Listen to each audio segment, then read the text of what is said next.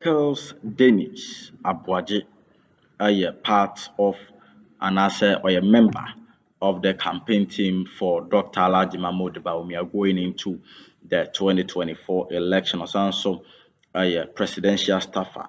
Now, in an interview on a lawyer Paul Adom Ochre Enya interview course no na just questions ABPP mu talking of say NPP amabɔ mo so there's the need for say Ghana for be maintain and also be retain your and now say mo so what is the next step forward now and Miracles Aboagye Jumedia NPP edi nneɛma ɔmayɛ ebu wɔnom kwa na kyerɛ sɛ na ɔmo mɛka ho asɛm a Ghanafoɔ ɛnteyɛ kyerɛ sɛ ne nyinaa na abusuafoɔ to no bo asesane ɛde egu hɔ ɛkyerɛkyerɛ the need for sɛ Ghanafoɔ ɛbɛto aba no ɛde ama the new patriotic party as far as Ghana yɛmpuntu ɛyɛ concerned na abusuafoɔ we deɛ menhyɛ obre bebree bɛgye bere na yɛkɔ na Miracles Dennis Aboagye ɔbɔ yɛn kyerɛmu as to NPP baayɛ dwumadi a ɔmadi ɛno nti atwa sɛ Ghanafoɔ ɛtumi to aba no de ma 2024 nye bere ne yɛnkɔ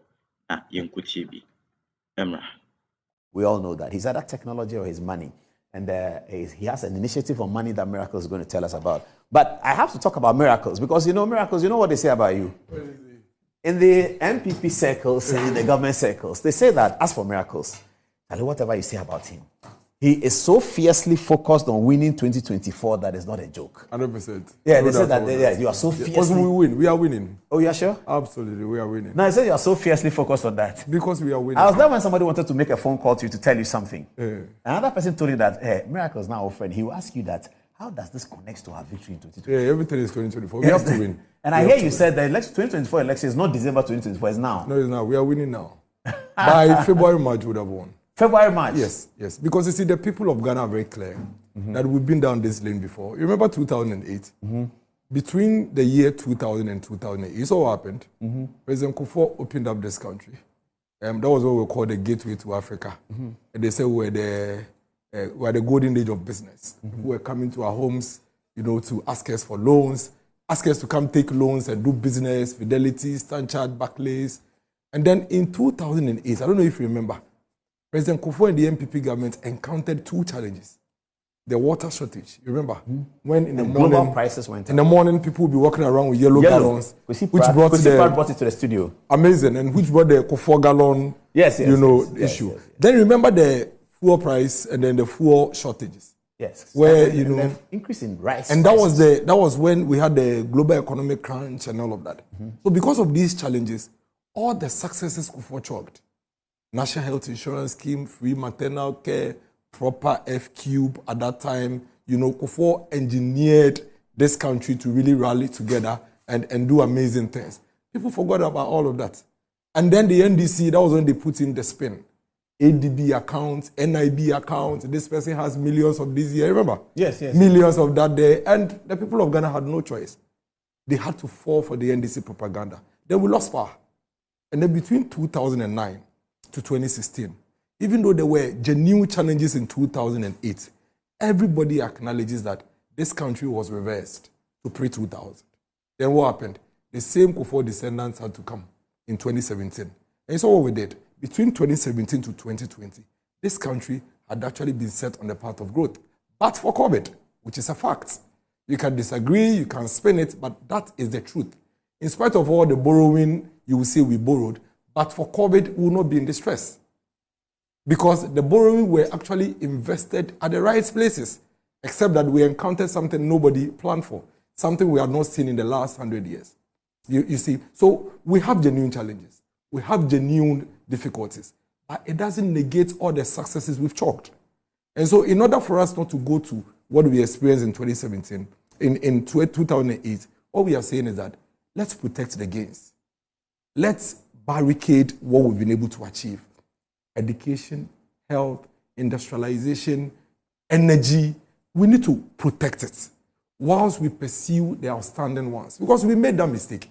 When we lost power to the NDC in 2009, what the NDC did was basically to throw away everything that Kufuor had said to do. And they put away the blueprints Kufuor had developed. And we basically retrogressed. And we don't want to go through that again, because eventually we are the same political party that is going to be called upon to come and try to fix these things. And the people of Ghana are very much aware. You know, I work with the local government. I go everywhere. I see things with my eyes. We have major macroeconomic challenges, but we are doing amazing things with the microeconomy. Go to the districts, go to the communities. A lot of things are happening. And I'm very confident that these things that I have raised is not lost on the people of Ghana. And they are not saying we are the best. They are not saying we've brought heaven to Ghana. But they acknowledge that between the MPP and the NDC, one delivers results and the other one doesn't. One, in the space of challenges, stands with the people, acknowledges the challenges, sincerely outlines the challenges, but show clear pathway to getting us out of the challenges. We've all gone through this before. I mean, in 2013, 14, 15, 16, this country had challenges. But what happened? The leadership then told us that if you think it's too hot, get out of the kitchen. If you think you can't handle it, go and sleep. That was the time ministers of state were telling the young people of this country to go and cut grass.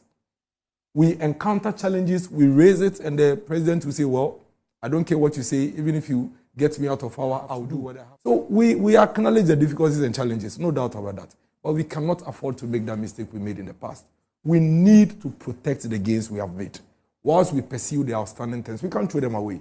Over 100,000 young people, Paul, were left on the streets of this country for almost 8 years after completing junior high school because of two challenges: inadequate infrastructure and lack of finances by parents to pay for them. Over 100,000, multiplied by 8 years and see. Today, that has been removed. It means so that we made some gains. That 800,000 people have access free SHS? More. Who couldn't have gone to school? Even more. Even more. And that's a fact. So even more. Over 1 million? Yes, even more. And you can imagine the future of this country if that had continued. So if you have a president or a leadership that comes and say that, listen, this is a major challenge, and whatever it takes, however it takes, we need to put a stop to this and fix it. We need to protect that gain. Look at our energy sector today. When electricity goes off for even 2 hours, we complain. Because for the past 4 or 5 years, we are not used to having our electricity going off. And so even industries who may have genuine challenges in other areas are quite okay that, well, if not for anything, energy is stable. People had to shut down their factories. People had to lay off workers. Even media houses, you remember? Yes, of course. Even media houses had to lay off workers. In fact, media houses used to close at 10 p.m., 9 p.m. because they cannot run on genset. Today, we have some stability there. Industries. You remember the Diversity Implementation Act? A law was passed in the Parliament of Ghana to actually come and sell off factories that were owned by the state. If the MPP was in power between 1993 and 2000, we wouldn't have done that. We would have found creative ways to partner with the private sector to revive those genuinely struggling industries. But they were sold, converted into churches, some converted into garages. Today, this is the only time in our Fourth Republic that you have a president and a government that has a deliberate program to industrialize this country. Albeit we haven't achieved all, but there is evidence to show that if not for anything at all, in the last 8 years, these factories are operating because of this initiative by this government. We need to protect that gain. And so we cannot pretend as if it's not happening. You remember before we came to office, we thought everything was fine. COVID showed us that we have a country where between Okre, you know Okre?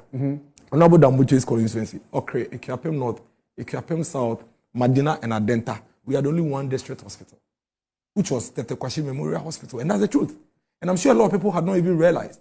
When COVID struck, I was an MC in Ekuapem North, and I saw with my eyes the pain in people's eyes. People sleeping on the floor, people struggling to find places to sleep.